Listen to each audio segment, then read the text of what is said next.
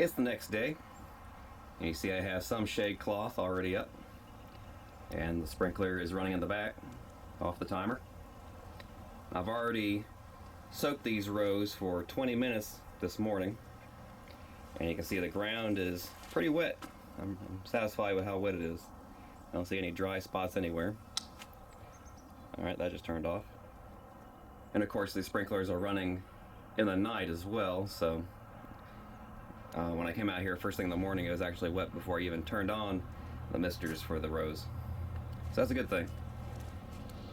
Now, I have made a mistake. You can see here where I'm short on a row, I'm long on a row. That's because I should have labeled these rolls of shade netting to which row they belong to when I put them in the barn last year. And a bit the same problem with the lengths of hose, but oh well, you know, learned my lesson on that.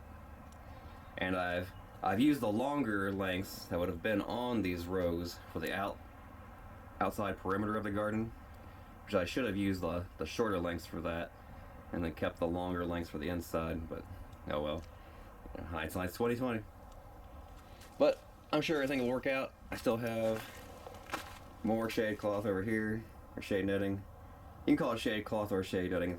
They sell it as either. And if I run out, which I don't think I will, I can always pull a little bit from the back side and replace that with some white vegetable row cover, which should block out a decent amount of wind, and do about the same thing, but you know, preferably use the shade netting because it lets more air pass through it. So I'm going to wait till this next stage of the timer runs. Starts up this other sprinkler. I have them going for 7 minutes at the moment, each time they go, every 6 hours. Seems to be about the right amount. It's supposed to warm up here to about 70 degrees in a couple days. So I'm probably going to keep the watering heavy. It'll probably rain too. I imagine it's going to be that warm. So I might not even have to water here in a couple days.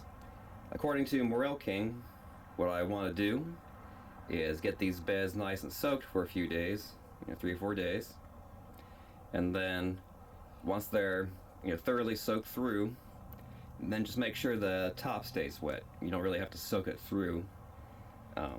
So maybe what I'll do, as long as it's not really hot and windy out here, I might just run the sprinklers and not the misting lines underneath the shade cloth. I'll just have to play it by ear. It's good to come out here often, check on things. That's why I kind of want to leave the operation of these misting lines to myself instead of a timer. So it kind of forces me to come out here and check on things. But I'm gonna get these other 2 rows covered up, and then we'll take a look at how everything is gonna be.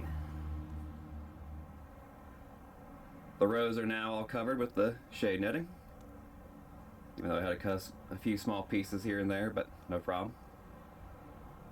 And I've also turned the sprinklers on for an additional 4 minutes. Just did that manually to wet the top down. You can see it's all wet, kind of sunken down a little bit in a few areas. I might have to pull it tight a little bit more. You can see down there. But otherwise, it looks pretty wet, so I'm pretty happy with that. I'll close the garden up, keep the wind from coming in this top area, and then come in here and check twice a day. Make sure it's all moist. If I gotta add more water with the sprinklers, I'll just turn that on manually, but otherwise I'm gonna keep it on the 6-hour schedule. So yeah, I think in about in a week I'll start seeing some mushrooms pop. So wish me luck.